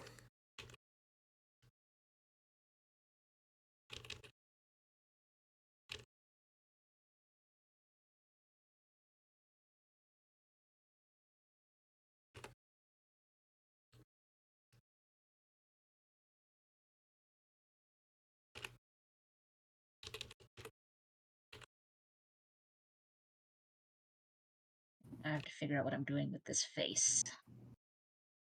Oh, I avoided that problem altogether.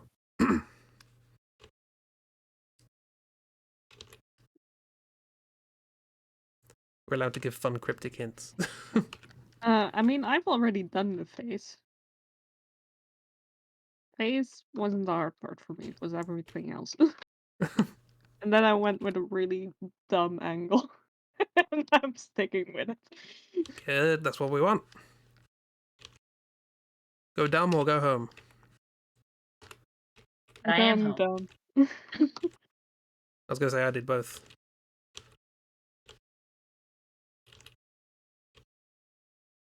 In my dumb Could make home. this more creepy, but I like the guy. Man, stop giving things Mine away. This is my isn't- original character, Fondue Titties. Mine isn't creepy, it's just sort of dumb. Yeah, Ooh, do you see a small stroke over there?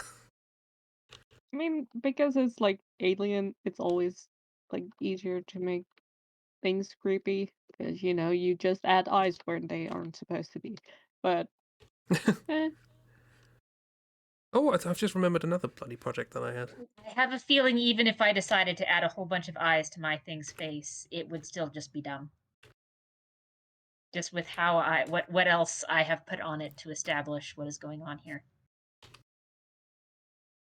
yeah, I'm fine with my little guy.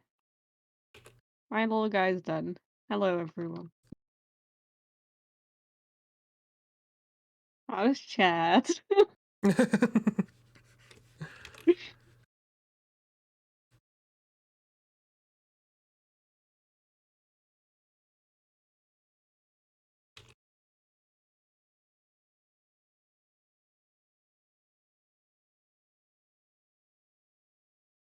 Chat is unresponsive. Oh,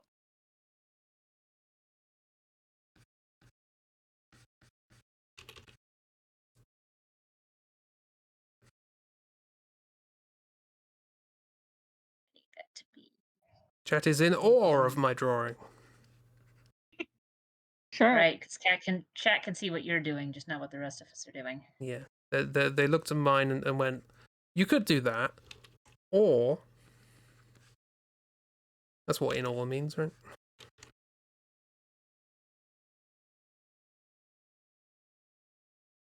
Okay.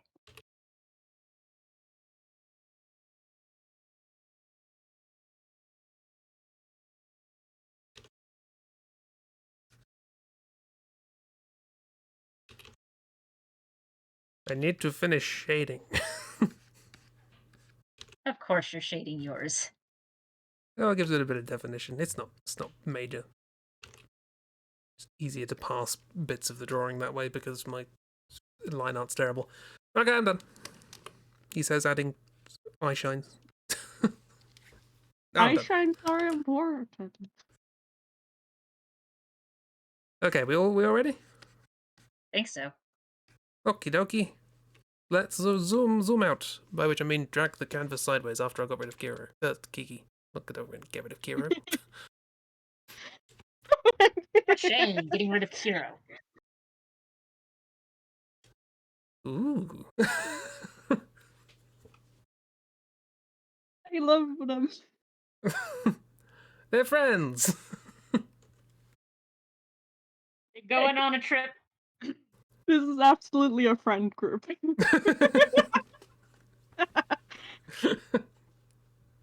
They pooled money together to go on a vacation. not to Earth, specifically to Finland. Yes.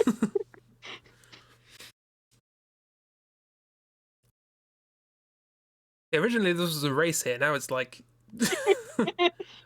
they've got a little timeshare. It was a race to get there because they needed to check into their hotel at a specific time. Yes. They got stuck in orbit for a bit. They go, oh god, we gotta get to the check-in desk.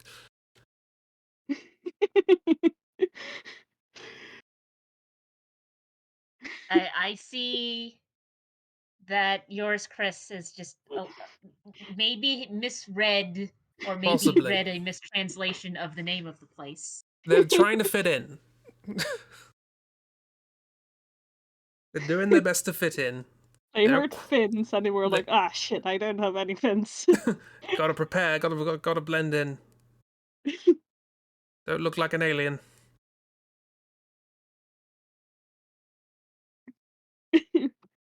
Ragdoll's just Hello, went fellow full Finns. tourist. Yeah, Ragdoll's is like, I've been here loads of times. They don't care. You're just a tourist. Yeah. Tourists are weird.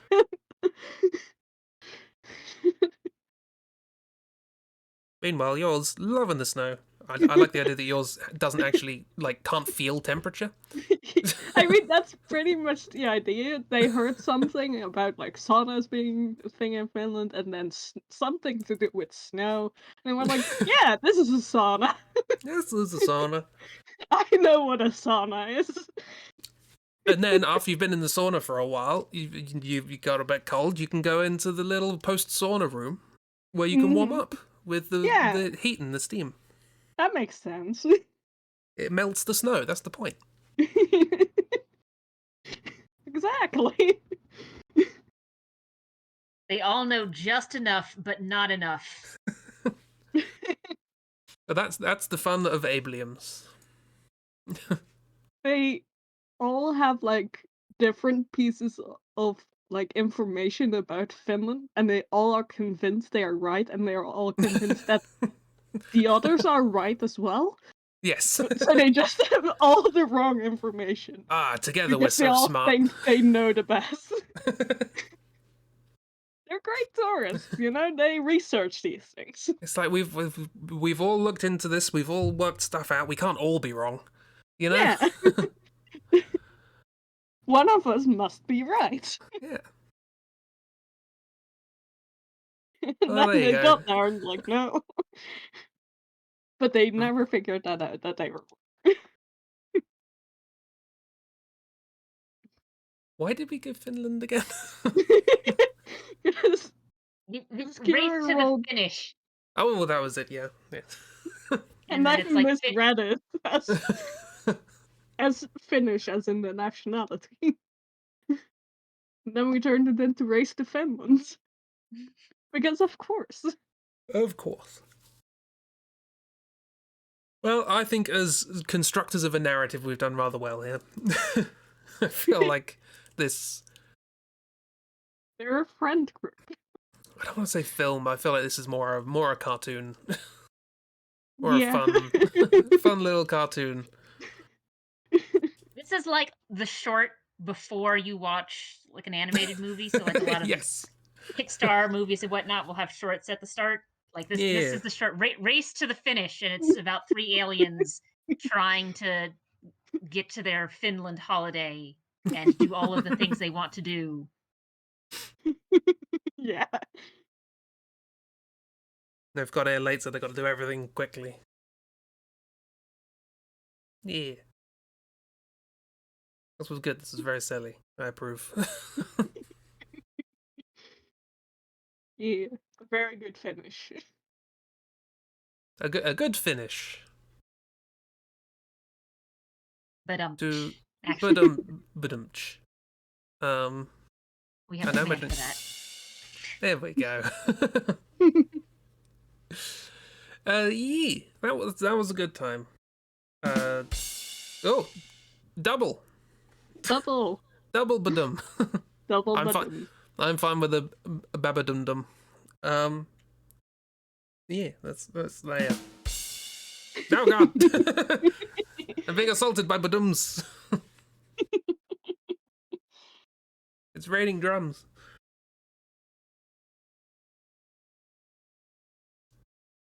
Triple badum. It's a batrum. There we go. It doesn't really turn into a mess this time because we sort of had a wide array of stuff. Oh, we did actually draw an awful lot as well, did we? We all did one, then we did the one in them together. Yeah. So This we was actually, fun, though. this was a good time. I like this one. I'm gonna I had bookmark fun this. coming up with shows and films.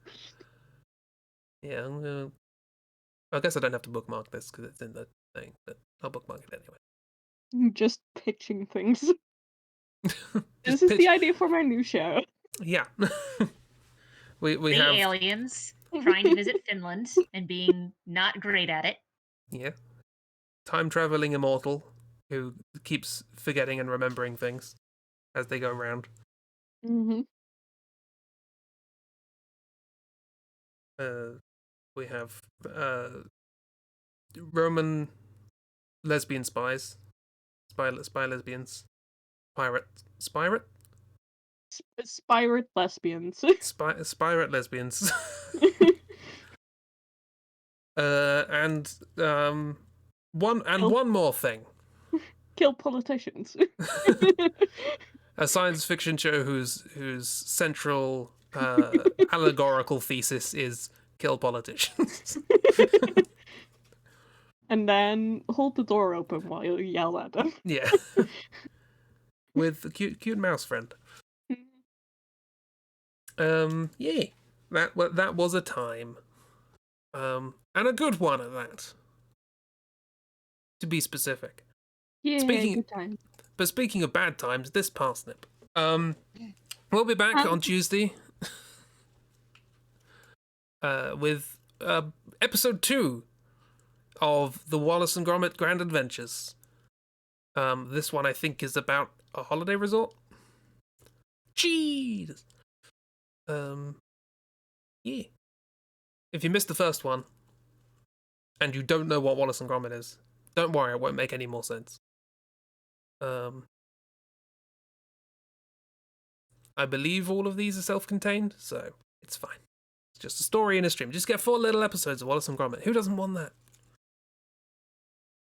I mean, the previous one, they did mention, we're going to be going on holiday soon. But I don't think they ever really said where. Yeah, maybe it's just like a little or if they did, it was just like mentioned once. Yeah, I think it's just a nice little setup thing that's like, well, maybe there is an overarching story, I don't know. But they seem to be, they're literally different executables. They're listed as different games in Steam. Which is weird because you buy them as one. Thank you for being at Strim, Hero and Miss. And also Ragdoll and Jeeb. No, we weren't there. Oh, God, I've been hallucinating this again. Honestly. It was we much were needed just drawing in different colors. Keep doing that. And different levels of different levels of skill as well. I know. One day I aspire to draw as good as the Jeeb in my head that makes me draw in green does.